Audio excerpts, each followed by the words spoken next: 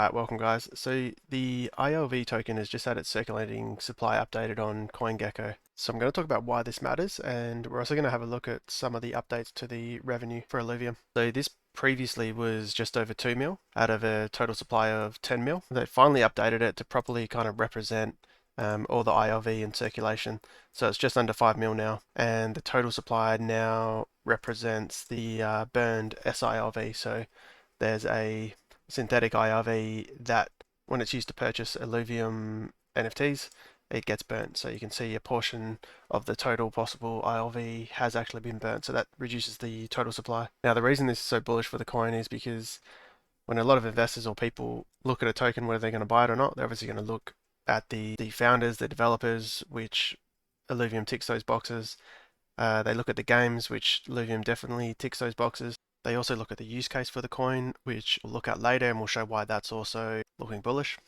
But then they also look at the circulating supply or how diluted the coin is. And they used to see this at just over 2 mil and it would potentially turn people away. And the other thing to note is we're now rank 156, and if you look over at the top, kind of top gaming coins, Illuvium is sitting in the top 10 there, just below Gala. So the market cap is just below Gala, although Gala's market cap should actually have a similar update happening soon.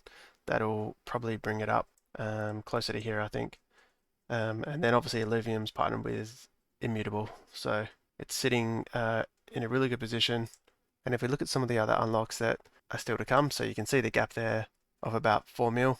Some of that's still just a little bit of staking distributions to be given out, but that's only a small amount.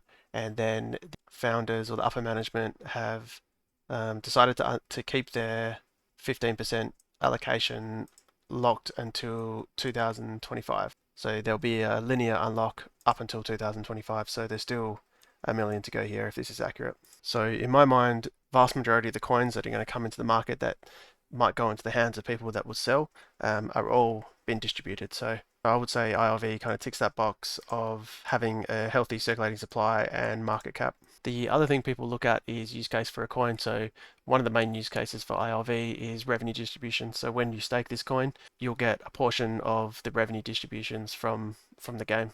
So if you did know, 100% of the revenue is going to be distributed to stakers. So it's essentially like dividends in shares. And again, someone looking at this coin might wonder what the revenue is so far and what the potential revenue could be. If we look here, we've had the land sale. So we've had one land sale, and that was already successful. They sold $72 million worth approximately, give or take. That was only the first land sale as well, and they didn't sell their tier 5 land just yet either. Yeah, so it's only the first land sale, so there's, I think, another 3 or 4 to come. And they've just sold their discs as well, so these are for the Louvetas, so it's kind of like a collectible card game. So this is actually still ongoing, I think, but it's already generated about 3 to 4 mil. And like I said, this is just a collectible card game, so this isn't even kind of a part of their main plan for revenue. So both these have been successful, and then you've also got royalties from these, which also go straight to revenue to be distributed. And it's kind of hard to know exactly, but I'd say at least 300 Ethereum, which is sitting in an IMX wallet that I think is probably the royalties so far.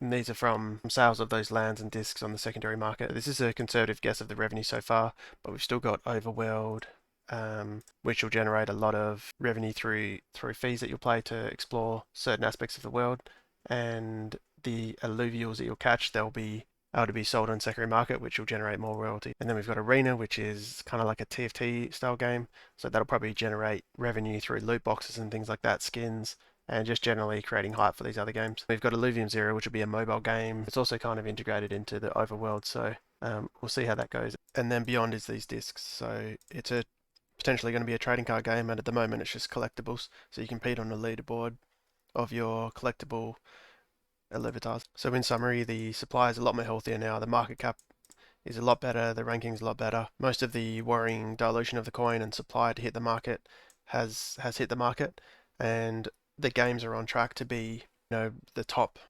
Even the individual games are on track to be in the top 3 or 5 of all Web3 games. So I'm super bullish on Illuvium, but let me know what you think in the comments, and if you found this helpful, make sure to like and subscribe, and we will see you next time. Thanks for watching.